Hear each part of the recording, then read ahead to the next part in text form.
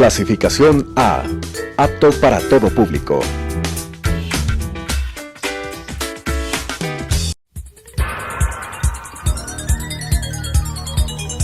Las opiniones vertidas en este espacio por la producción y dirección del programa son de exclusiva responsabilidad de sus autores y de quienes intervienen en ellos.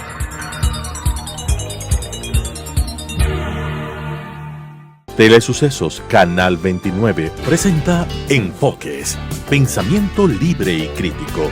Día a día buscaremos diferentes visiones para la comprensión de la realidad del tercer milenio. Enfoques, un espacio que une noticia, análisis y opinión. Bienvenidos. Gracias por estar con nosotros aquí en Enfoques. El día de hoy tenemos como invitada a Jessica Jaramillo, quien está presentando a la ciudad y al país una agenda ciudadana de Quito, hablando de Ciudad Capital 2023. Yo, antes de la entrevista, decía, ¿por qué no hablar de 2022? ¿Por qué no hablar desde ahora el rearmar Quito? ¿Cómo está mirando usted la situación de la ciudad, Jessica? Usted que la camina, la visita, la siente muy suya. ¿Cómo mirar y cómo mejorar la situación? Y sobre todo, el sentir de quienes vivimos en Quito y que vuelve ese orgullo de vivir en la ciudad capital. Claudia, muchísimas gracias por la entrevista. Un saludo a quienes nos escuchan.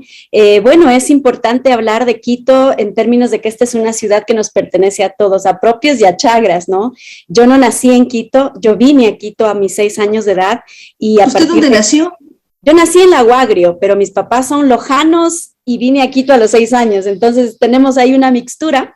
Pero lo importante de ser chagra es que uno valora mucho todo lo que es Quito en su arquitectura, en su historia, en su gente, en sus plazas, pero también creo que hemos vivido administraciones muy complejas para la ciudad y sobre todo la última administración ha sido una administración nefasta para Quito porque en niveles de corrupción creo que es la alcaldía más corrupta que hemos tenido y adicional a eso, creo que es importante hablar de Quito, de la ciudad capital en el 2023, porque hay que recuperar eso que no tenemos y que teníamos antes, que es el orgullo de ser capitalinos, el orgullo de ser de la capital de la República y que este distrito metropolitano no solamente es el centro, el norte, sino también es el sur, son las parroquias rurales que llegamos hasta Nanegalito y que realmente son parte también de esta gran ciudad capital.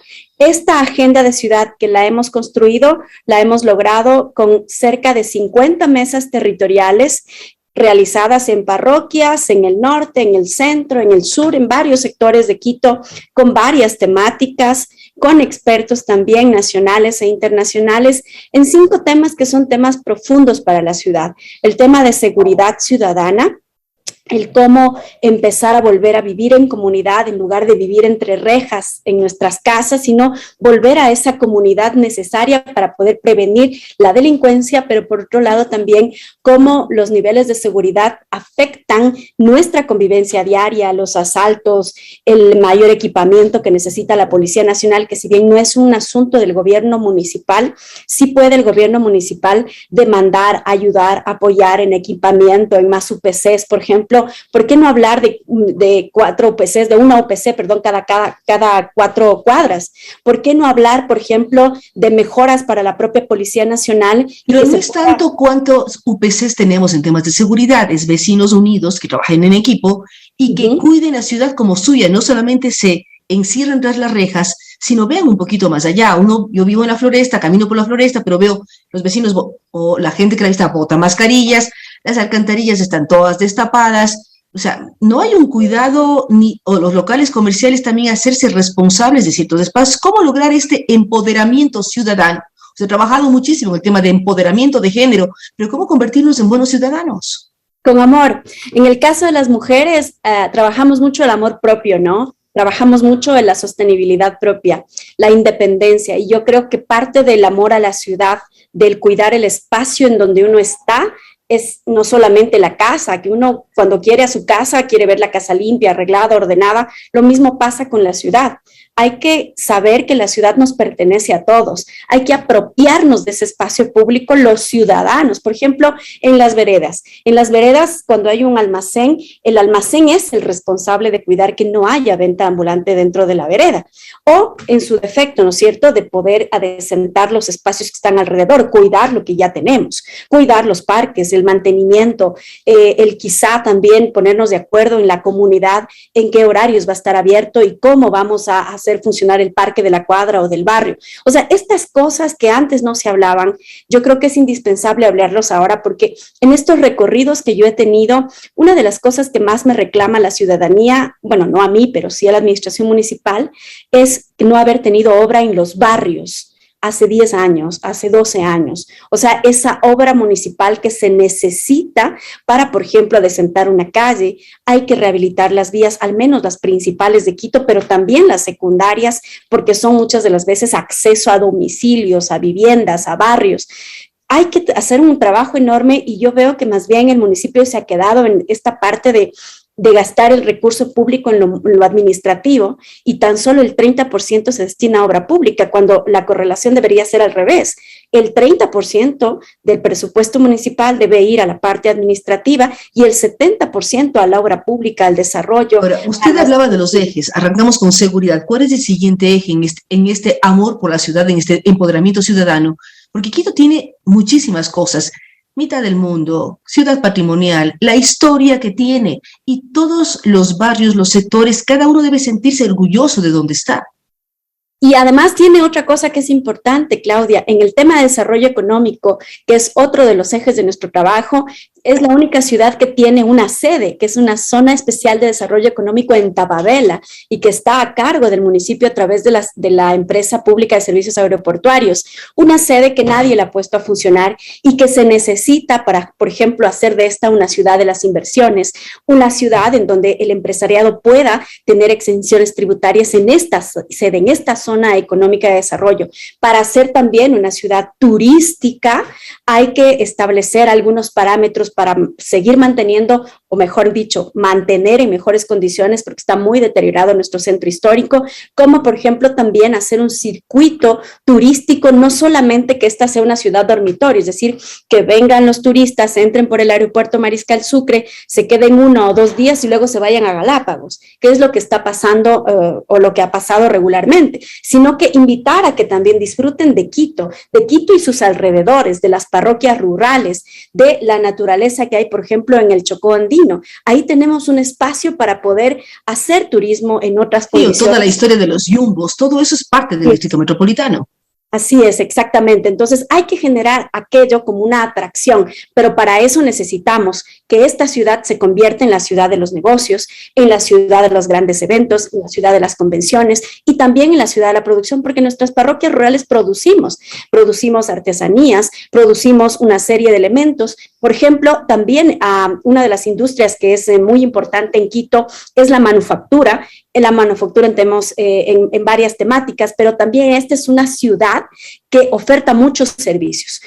Yo hablaba el otro día con una mujer que es experta en temas de desarrollo económico y me decía, Quito tiene que ser una ciudad de polígonos industriales, pero también tiene que ser una ciudad que potencie a los servicios. Lo que más vende Quito son servicios de desarrollo tecnológico. Uno no creería que eso pase en Quito, pero esos son ejes dentro del desarrollo económico que se puede potenciar y obviamente el tema del empresariado tiene que potenciarse porque Quito debe dejar de ser una ciudad burocrática y empezar a ser una ciudad que produce, una ciudad que no dependa del municipio en el término de empleos, sino que genere empleos en el ámbito privado. Y creo que ese es el camino. Incluso para los empresarios nuevos, yo diría, hay que bajar los impuestos, hay que bajar la patente municipal o hay que establecer exenciones de tasas municipales en ciertas áreas con enfoques específicos para poder ofrecer en mejores condiciones hacer una empresa en Quito.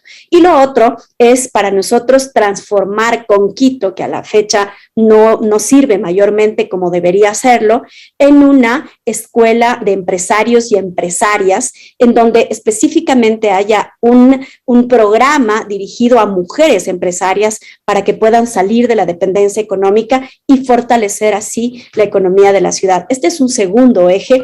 entre los que vamos a seguir dialogando, porque tenemos un tercer eje, que es el tema de transporte y movilidad. O sea, hablamos de muchas cosas, pero es un poco el sentirlo como ciudad con todos los servicios integrados. Uno puede hablar del tema seguridad, del tema desarrollo productivo, pero va usted al tercer eje, que es el tema de la movilidad.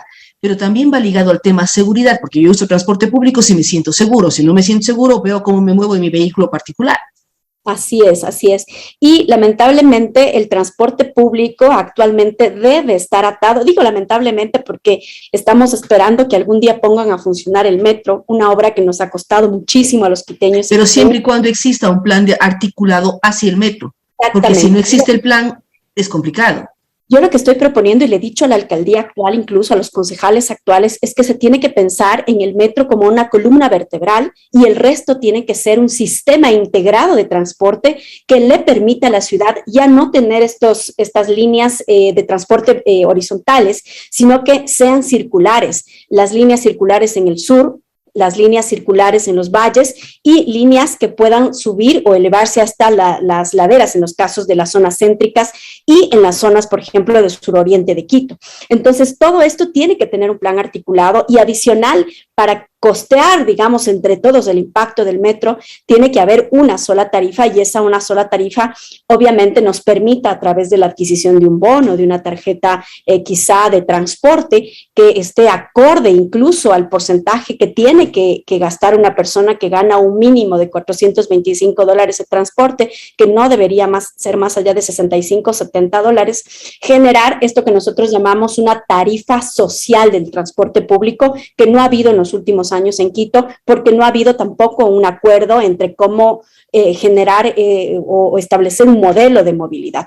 Esto tiene que ir articulado a un concepto, que es un concepto que ha sido muy mal entendido, pero que el concepto de municipalizar el transporte público no quiere decir que vamos a adquirir buses para que el municipio los opere, no.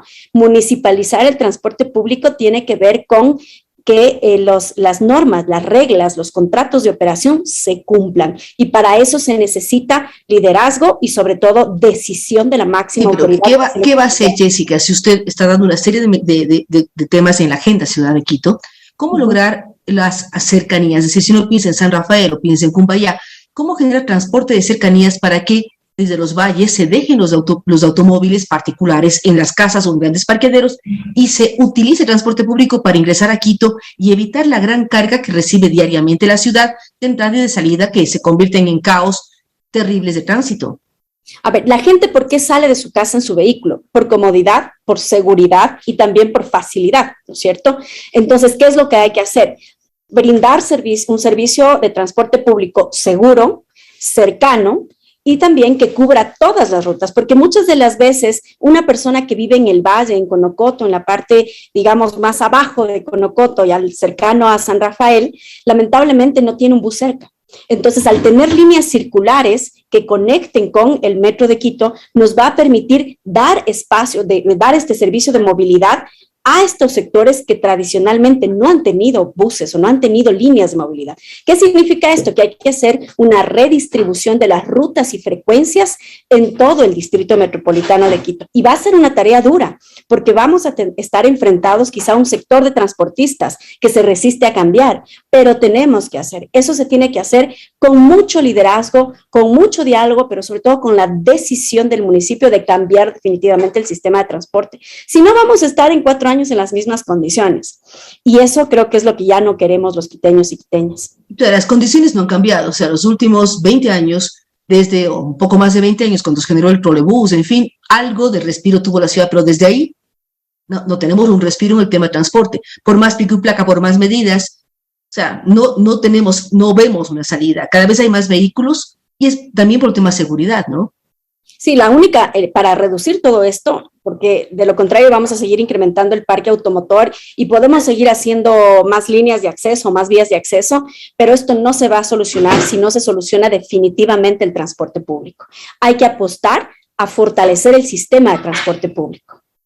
Ahora, ¿qué eje ve usted para el tema de la memoria histórica de la ciudad, que también es fundamental? Si estamos por cumplir un bicentenario, ¿qué hacer para que quienes somos ciudadanos de Quito, chagras o no, recordemos la memoria, la vivamos, la sintamos. Acabamos de vivir Semana Santa, viene el Bicentenario. Quito es una ciudad llena de historia para compartir y conocer más. Mira, creo que hay que rescatar. Si hay algo que yo admiro mucho, que la conocí hace algunos años a la Fundación Quito Eterno, yo creo que fundaciones o espacios como estos tenemos que fortalecer y tenemos que apoyar, porque la Fundación Quito Eterno, por ejemplo, viene haciendo una serie de recorridos en los espacios históricos de la ciudad, principalmente en el centro, recordándonos lo que es o lo que era en su momento Quito y lo que sigue siendo parte de nuestra identidad. Esto no va a pasar más allá de solamente el tema cultural o de gestión cultural. Tenemos que hacer de esto una ciudad también de la cultura, pero también de la memoria histórica, y para eso necesitamos fortalecer el sistema de educación municipal. Hace algunos años, el sistema de educación municipal era uno de los mejores. Actualmente, como estamos directamente vinculados al Ministerio de Educación en términos de nivel nacional, ha bajado mucho la calidad, pero para poder mantener viva la memoria histórica necesitamos fortalecer el sistema de educación municipal y volver a esto que digo que yo tenía cuando era adolescente. Concursos de oratoria, de poesía, es decir, una serie de cosas, las casas abiertas famosas, estas redes, generar estas redes de intercambio, de conocimiento de la ciudad, de recorrer la ciudad, de visitar los museos. Hay que empezar a hacerlo. Por ejemplo, yo plantearía un día, al menos al mes, gratis para que todos puedan ir a los museos y puedan también empaparse de esto que es parte de la historia de Quito. Y fortalecer el tema, digamos, o mirar más la educación municipal, que es muy importante para la ciudad. ¿Qué otro eje tiene pensado en esta agenda ciudadana, en esta ciudad capital? Mire, hemos pensado también en el tema de salud mental y bienestar. Y mucha gente me preguntará y me pregunta, ¿por qué salud mental? Porque Quito lamentablemente tiene dos cifras que son desgarradoras. La primera es que el 60% de llamadas al ECU 911 tienen que ver con violencia intrafamiliar y violencia, formas de convivir entre la familia. Eso significa que ahí hay un problema que derivado también de la pandemia, obviamente, de la crisis, de lo que hemos vivido en términos de desempleo. Esto es gravísimo para Quito. Y por otro lado, tenemos un 18% de incremento del suicidio en hombres entre 30 y 40 años. ¿Qué significa esto? Que hay un impacto muy fuerte de todo esto que ya hemos indicado, incluso la crisis económica, principalmente en quienes han sostenido el hogar. Entonces, ¿qué hay que hacer? Hay que crear programas de prevención en términos de municipalidad. Y para eso, obviamente, hay dos grandes ejes que en la administración se deben mantener.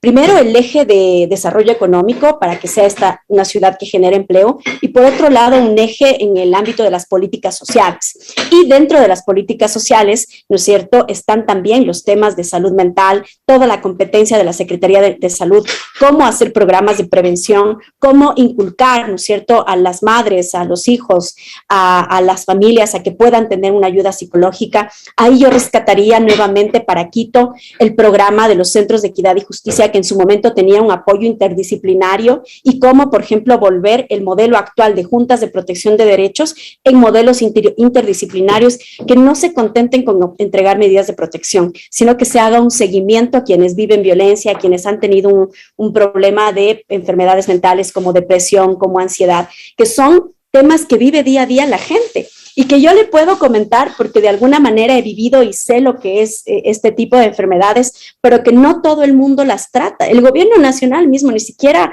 considera esto como una política de Estado. Yo creo que aquí tiene que haber una política de prevención en el ámbito local. Por eso hablamos de salud mental y bienestar. Bienestar en términos de espacio público. Por ejemplo, hemos pensado que todo lo que tiene que ver con deportes y centros de deportes, en donde están las ligas barriales, se tienen que convertir en escuelas en donde los chicos y las chicas puedan ir a aprender no solamente fútbol, puedan ir a aprender vóley, puedan ir a aprender defensa personal o box, que les gusta a algunos también y a algunas chicas también. A mí me encanta ver el box. Cada vez más están en boxing, kickboxing y artes marciales, que también es muy bueno, ¿no?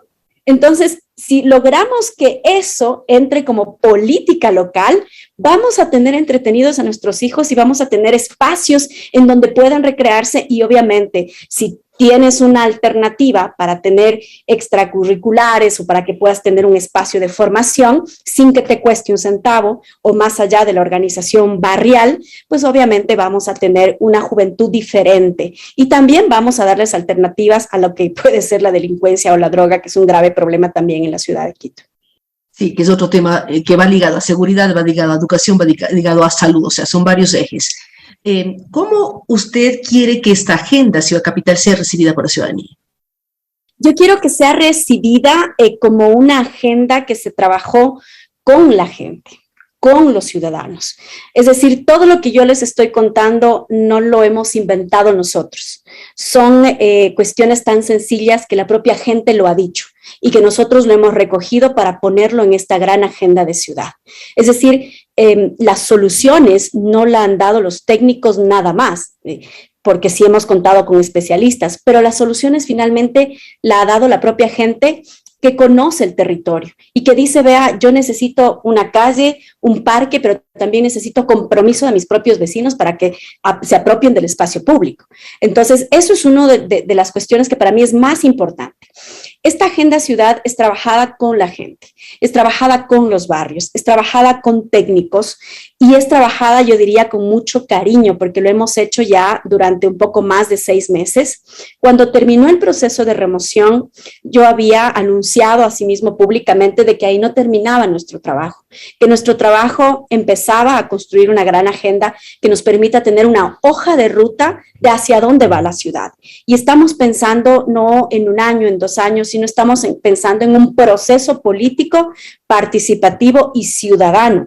En la agenda ciudad hay temas como presupuesto participativo, como un elemento que puede ayudarnos a generar desarrollo local. Estamos hablando de la ciudad de los 20 minutos o de los 30 minutos, en donde todo esté más cercano, una ciudad donde haya digitalización de los servicios para que la gente no se movilice tanto por pagar un rubro en el centro de Quito o por ir a ver el tema de catastros en el centro de Quito, sino que estamos pensando, por ejemplo, yo estoy pensando en una ciudad que tenga un tope de 45 días para entregar permisos de construcción. Estoy pensando en una ciudad que abra las puertas a la inversión de vivienda social y de vivienda de varios niveles, porque ante el tráfico de tierras, la solución es darle vivienda digna a quien menos... Pero ¿cómo se legaliza también? Porque hay un tráfico de tierras, pero también hay una serie de viviendas ubicadas o construidas en tierras que no están legalizadas. Es que el municipio tiene que dejar de ser un municipio regulador. Desde el año, creo que 2009 o 2010, empezamos a ser un municipio regulador y se dejó abierta toda la regulación. Entonces el municipio regula desde tierras, taxis, buses, absolutamente todo regula. Cuando no hay procesos adecuados, y esto ya tiene que ver con el tema administrativo, cuando no hay procesos adecuados, esta supuesta regulación se presta para la corrupción. Entonces, si uno dice, se acabó el municipio regulador y a partir de hoy son otras las condiciones, se acabó también la posibilidad de que haya corrupción. Y yo creo que ahí tengo un compromiso mayor, Claudia, porque una de las cosas que he hecho en los últimos años es precisamente luchar contra la corrupción. Y en el municipio de Quito hay que luchar contra la corrupción y los corruptos tienen que salir de la administración municipal.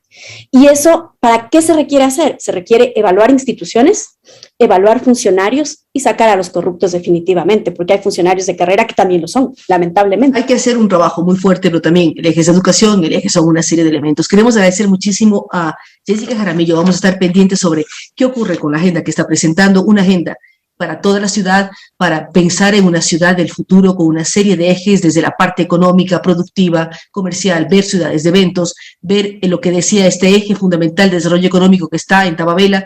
Hay mucho que mirar y mucho que proyectar, pero sobre todo enseñar a quienes vivimos en Quito a cuidar la ciudad, a respetarla y a exigir de nuestras autoridades más cercanas que se cumplan ofertas y efectivamente Quito sea una ciudad mucho mejor para vivir. Gracias nuevamente a Jessica Jaramillo y a ustedes que nos han acompañado el día de hoy aquí en Enfoques. Nos vemos en una semana más.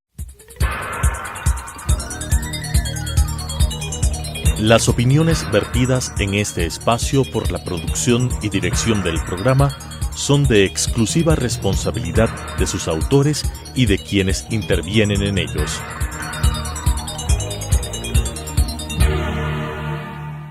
Telesucesos Canal 29 presentó Enfoques, pensamiento libre y crítico. Día a día buscaremos diferentes visiones para la comprensión de la realidad del tercer milenio. Enfoques, un espacio que une noticia, análisis y opinión.